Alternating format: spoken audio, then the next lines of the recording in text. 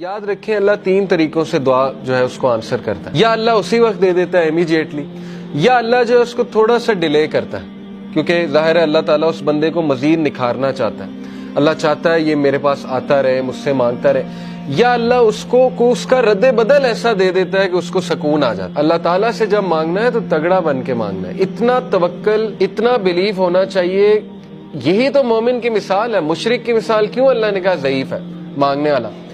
کیونکہ اس کے ہارٹ میں ڈاؤٹس ہیں، اس کو مانگنا ہی نہیں آ رہا ہے، اس کو پتہ ہی نہیں ہے میں نے مانگنا کیسے. لیکن بلیور کے ہارٹ پہ اللہ تعالیٰ نے یقین طاری کیا ہوا ہے کہ وہ مانگنے والا بھی بہت اسٹرانگ ہے، اور جس سے مانگا جا رہا ہے وہ تو پھر اللہ ہے. اللہ سے جب مانگتے ہیں تو پھر 100% ہوپ کے ساتھ مانگتے ہیں. یہ دعا کے آداب میں شامل.